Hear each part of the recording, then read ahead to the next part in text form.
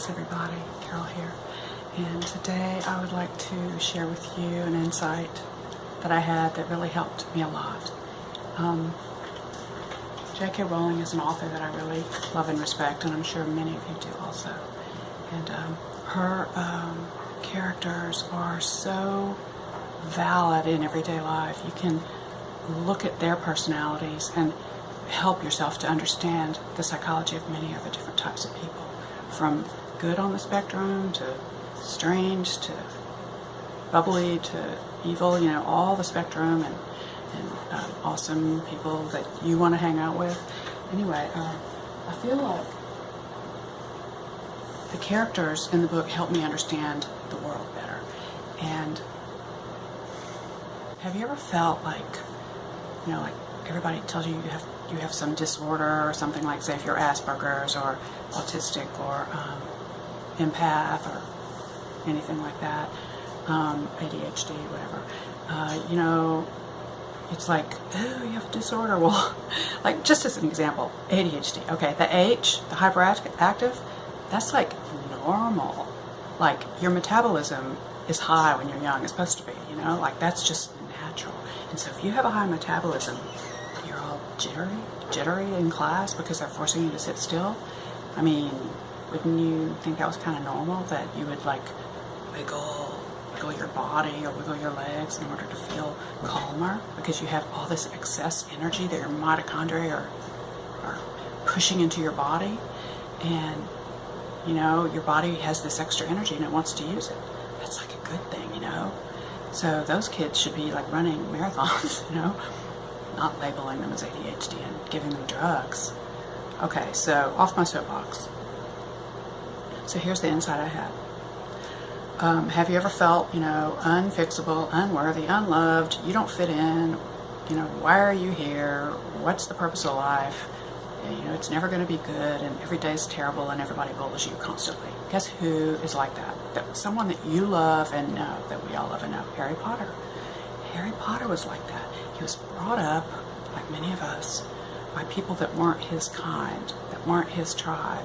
His aunt and uncle, they didn't even love him, much less understand him. They hated his kind, and they hated everything about him, and they tried to make him be someone that he wasn't, and they even went so far as to forbid him to go to the school that he was destined to go to, and on and on. But when Harry Potter did find out who he was, and he was put among his own kind, he made the most beautiful friendships, and he was the happiest boy in the world, you know. And that could be you, and that could be me. And so whenever I'm feeling like a misfit, or like I'm being bullied, and oh, it'll just never work out, you know, I always think of Harry Potter and think, well, he is not a misfit. He's awesome. And everybody loves Harry Potter, and he has his own tribe, and I have my own tribe, and you have your own tribe. You just have to be patient and know that they're out there. And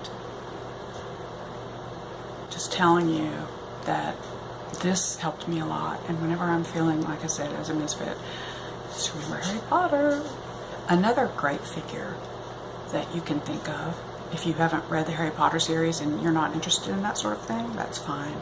Well, you may know about a gentleman called Eckhart Tolle, who is famous for writing a book called The Power of Now. And the way I think of Eckhart Tolle is he used his own personal experience to peace and happiness, from a world of chaos and not fitting in to a world of happiness, by drawing on a lot of the ancient wisdom and applying it to this modern high-tech society, and living a life that is different from what we're used to. He's very present or slash mindful in all that he does.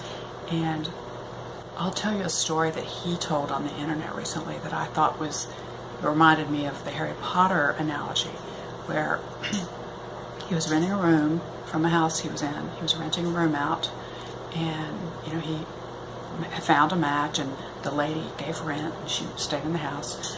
And after like one half or one day or something, she said she wanted to leave. She's just not going to stay there anymore. She just wasn't happy, and so he gave her money back, and she left. And then she came back and said, oh, well, I think I will stay after all. She ended up staying. And then later, when they got to know each other, she said, reason she wanted to leave was because he was, she thought he was weird, and that she was afraid he was going to murder her in the middle of the night. You know, like he was some kind of psycho or something, because he was different than most chatterboxes out there. He was a quiet man and very perceptive and receptive. And that was unknown to her, and that scared her. Things that are unknown to people typically scare them. Now, there are some people, I guess I'm more like this. If I see something unknown, I'm intrigued and I want to study it and learn more about it, because maybe I could, you know, learn something from it. But most people out there, I'm going to say like the neurotypicals, but not all neurotypicals, you know, just most people out there, they don't know something's strange, something's weird, or a person's different. They're afraid. So what happened was, as she got to know Eckhart Tolle, she learned that he was an amazing human being, and that all the qualities he possessed were actually qualities that all humans should strive to have. So I feel like if someone thought he was creepy, then I don't feel so bad if someone thinks I'm creepy, because I am different. My neurons fire different patterns than the neurotypical mind. And I'm okay with that, because I have people like Harry Potter and Eckhart Tolle and others that are like, you know, different. They may not fire just like me, but they fire in their own way, and they have found their tribe, and they're happy, and they found their path in life. Sometimes it's a little hard at first. You have to try different things. But if you just never give up and know that Eckhart Tolle did it and Harry Potter did it, you can do it too, and I can do it too. So these have been really helpful analogies for me. When I was growing up, I had numerous incidences where people would tell me that they thought I was weird until they got to know me, and then they wanted to be like me, you know, and how flattering is that, right? But it made me realize that I can't hide my weirdness when people first meet me. I'm just, you know, I can't hide the color of my hair. I can't hide, you know, my facial shape or my crooked teeth or whatever, but I can allow people the space to be afraid, and I can be patient, and I can allow them the space to be where they're at and not judge them. And then sooner or later, that if they are exposed to be long enough, and if I'm consistently kind and consistently respect them and consistently let them be who they are, not get always get so bent out of shape and make them wrong, because then that of course destroys the development of the relationship, then eventually they'll come to see that I'm really okay. I'm not anything to be feared, that I will never do anything to harm them, that I'm trustworthy, and so forth. And maybe even smart, you know. Maybe I could help make the company money, for example. So yeah, Judy said, my 6th grade friend, that she thought I was weird until she got to know me. And then this girl named Chris said she was my friend. She said when she first knew me, she thought I was kind of strange, but she said, Carol, you march to the beat of a different drummer. You know, what a cliche, but that really meant a lot to me, because it made me realize that I do march to the beat of a different drummer, just like we all do. And the whole world is tuned to A440. This is an A440 flute. It's A minor. Got the 5 holes, and it's in an A minor scale. This is the rest of the world.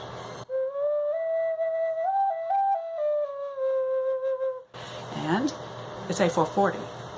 And that's like the standard tuning. Everyone does it. All the pianos and the guitars. But there's another scale that was the Native American scale. I mean, not scale, the Native American tuning. And it's A432. So instead of the A note being 440 hertz, it's 432 hertz. And it's said to resonate with the human body. So if you hear this flute out in nature, it just seems to blend better. It seems to make you feel more connected to earth. And this is me. This is an F sharp minor flute in cedar, and it's tuned to the A432 tuning system. And this is an A minor flute in pine, and it's tuned to the standard A440. And when you play these two together, they don't sound good because they're out of tune with each other. I call this the neurotypical tuning because it's what the Americans tune all their instruments to, and you'll hear that on the radio. Native Americans found the natural tuning that sounded good, that felt good, that made their cells resonate with energy, and that's the 432 tuning. This happens to be F sharp. The original tuning, I'm told, that the flute had. Sounds a little bit better.